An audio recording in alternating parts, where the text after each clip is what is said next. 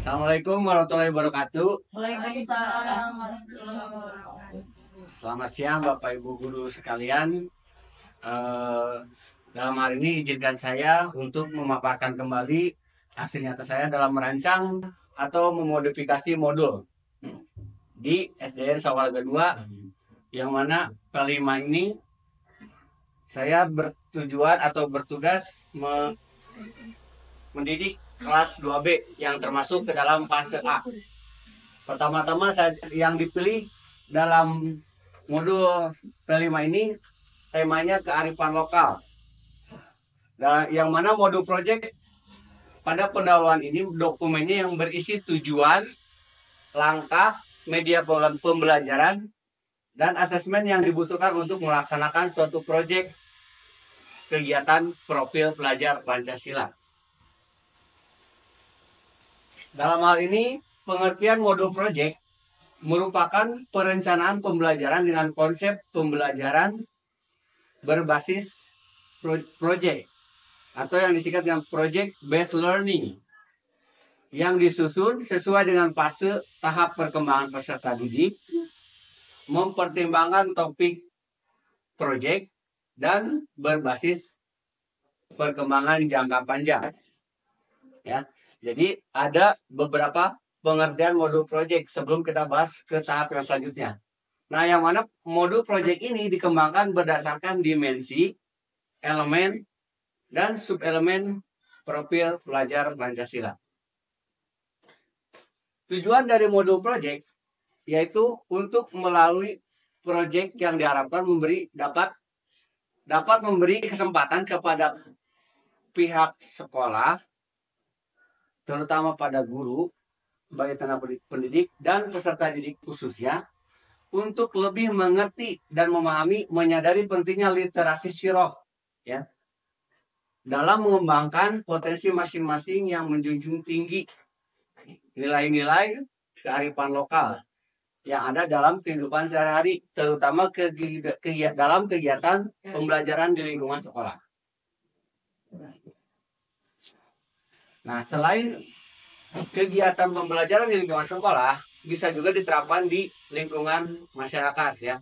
Jadi alangkah baiknya si peserta didik itu kita sebagai pendidik dimotivasi lagi, diberikan semangat lagi untuk belajar dan terus belajar. Dan bukan hanya di sekolah, ya Bapak Ibu sekalian. Jadi belajar bukan hanya di sekolah, karena waktunya terbatas juga.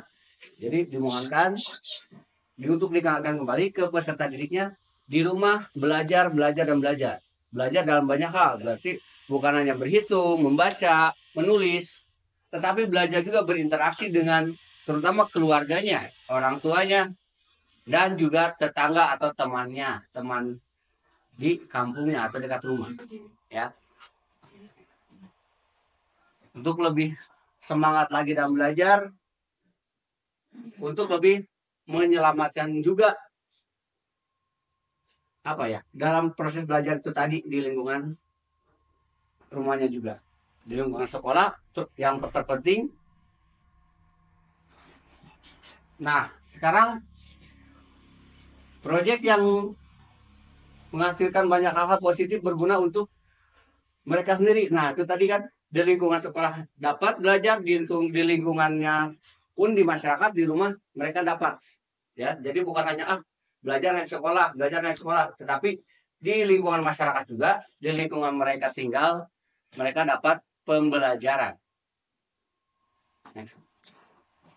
Jadi dalam komponen modul proyek di sini ada terdapat 3 komponen.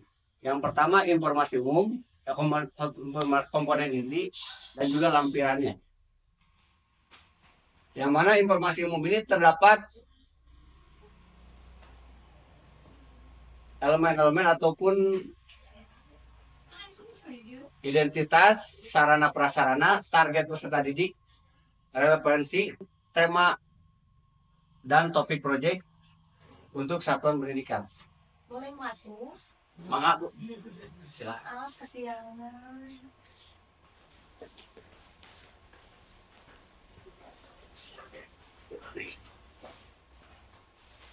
Dalam komponen inti, di sini terdapat beberapa hal yang diperhatikan juga mengenai deskripsi singkat proyek. Yang tadi sudah disebutkan dimensi dan subelemen dari proyek pelajar Pancasila yang berkaitan, tujuan spesifik untuk fase tersebut, alur kegiatan proyek secara umum, asesmen, pertanyaan pemantik, pengayaan dan remedial refleksi peserta didik dan pendidik.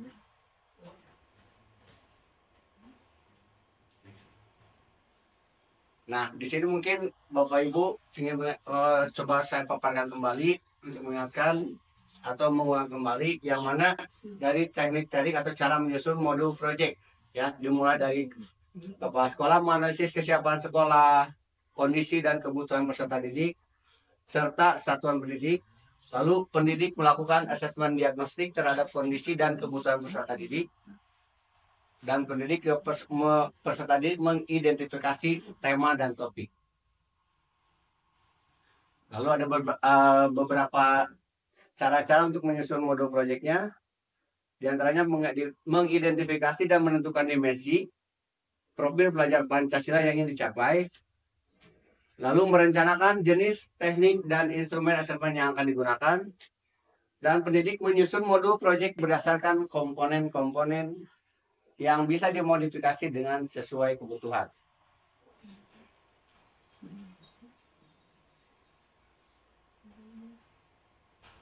Lanjut lagi, pendidik dapat menentukan komponen yang disarankan, lalu mengkolaborasikan kegiatan proyek sesuai dengan komponen yang esensial, lalu modul yang akhirnya nanti modul siap digunakan.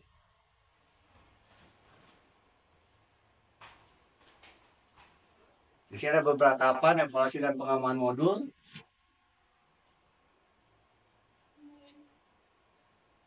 Nah, topik dan tema yang diangkat dalam proyek ini merupakan salah satu dari 7 tema yang dirumuskan, ya, dari ketujuh naskah tersebut. Di sini saya memilih kearifan lokal dengan topik menjadi hebat dengan literasi.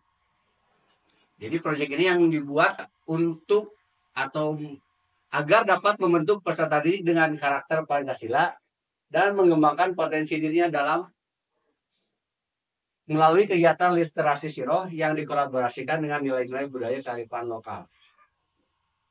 Di mana dimensi tersebut yang di sini adalah beriman, bertakwa kepada Tuhan Yang Maha Esa, dan berakhlak mulia. Misalkan berdoa sebelum kita memulai kegiatan belajar, ya, berdoa, dan setelah belajar juga sebelum pulang kita melakukannya juga, berdoa. Lalu ada bergotong royong seperti hanya membersihkan kelas atau membersihkan lingkungan sekolah. Elemennya akhlak pribadi, akhlak kepada alam, kolaborasi, dan kepedulian terhadap lingkungan. Subelemennya merawat diri secara fisik, mental, dan spiritual. Lalu yang keduanya menjaga lingkungan alam sekitar, kerjasama, tangga.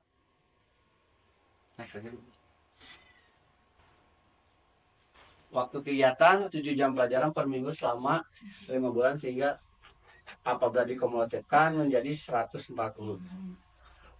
Nah, aktivitas yang dilaksanakan dalam kegiatan P5 ini diantaranya berkisah dengan menggunakan bahasa Sunda, ya. Kita tidak boleh juga melupakan bahasa Sunda, namun mulai bahasa Sunda. Bahasa Sunda yang baik, yang lemas, ataupun tebak kata. Yang bahasa Sunda itu istilahnya tata rucingan, kata berantai atau harus bojong, membaca percakapan, paguneman, dengan konsentrasi materi siroh nabawiyah dari buku-buku relevan. Nah, lalu dalam aktivitas ini, pada tahap ini mengenali, membangun kebiasaan sederhana dengan menggunakan budaya Sunda dalam kehidupan sehari-hari. Dan pada praktiknya, setiap waktu atau pas saat pembelajaran bahasa Sunda, ya, saya gunakan bahasa Sunda. Semuanya peserta didik diwajibkan berbahasa Sunda yang baik, ya, yang baik, bahasa nu lemes lah gitu ya, yang baik itu terhadap sesama, terhadap orang yang lebih tua, ataupun terhadap adik atau umur di bawah mereka. Selanjutnya mungkin dalam tahap kontekstual ini, aktivitas yang dilaksanakan mengkontekstualisasi kegiatan literasi menggunakan bahasa dan budaya Sunda dengan menerapkan kebiasaan baik di lingkungan rumah, sekolah, dan masyarakat sekitar. Seperti yang tadi saya sudah paparkan ataupun sudah saya jabarkan, bahwa peserta didik itu bukan hanya di lingkungan sekolah, belajar di rumahnya juga ataupun di lingkungan masyarakat. Ya.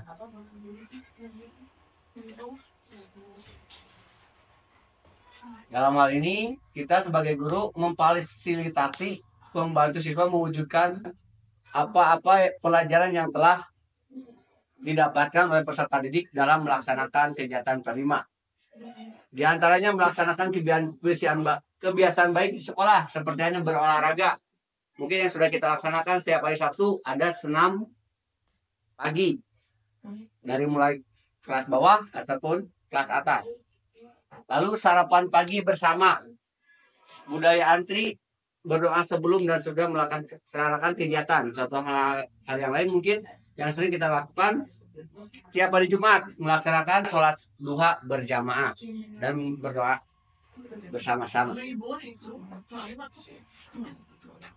Nah, dalam mungkin refleksi yang selanjutnya tahap ini mengenai proses dengan berbagai karya atau performa, evaluasi dan refleksi, serta menyusun langkah yang strategis untuk proyek selanjutnya. Nah, mungkin demikian Bapak Ibu yang dapat kami sampaikan untuk mengingatkan kembali sebagai P5, proyek penguatan profil pelajar Pancasila. Ada yang mau ditanyakan mungkin Ibu? Atau masukan dan sarannya dari rekan-rekan Ibu sekalian? Yang mau bertanya Pak Cecep. Ya baik Bu. Ini kan sudah diimplementasikan ya pada Paku. Jadi kegiatannya tentang literasi. Nah, bagaimana hasilnya? Hasil dari kegiatan P5 yang sudah dilaksanakan di kelas 2 itu bagaimana jika dikaitkan dengan nilai profil yang diharapkannya? Bagaimana? Implementasi Bu ya, atau misalkan pencapaian hasil, ya. Capaian dari kegiatan P5 jika dihubungkan dengan nilai profil yang diharapkan. Ya baik Bu, dalam hal ini telah dilaksanakan juga mungkin salah satu tadi dari kearifan lokal, terusan kita membudayakan bahasa Sunda Bu ya. Dalam alhamdulillah sejauh ini melaksanakan ataupun menjelaskan tentang, contohnya tadi Bu, membiasakan bahasa Sunda ya. Pada saat pelajaran bahasa Sunda, saya membiasakan kepada peserta didik untuk berbahasa Sunda yang baik. Jadi pada saat pembelajaran atau terutama jadwal bahasa Sunda hari Jumat, saya sarankan atau saya ingatkan kembali kepada peserta didik untuk berbahasa Sunda yang baik. Alhamdulillah dalam hal ini mungkin pencapaian hampir 100%, dalam artian 70% mendekati baik atau tercapai. Iya.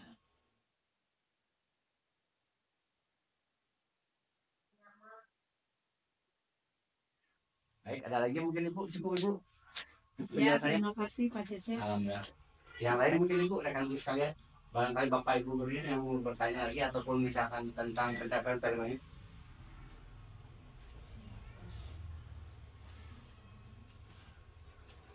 Baiklah, kalau misalkan tidak ada, saya cukupkan akhir kata. Mohon maaf apabila ada kesalahan. Terima kasih atas perhatiannya. Assalamualaikum warahmatullahi wabarakatuh. Waalaikumsalam warahmatullahi wabarakatuh.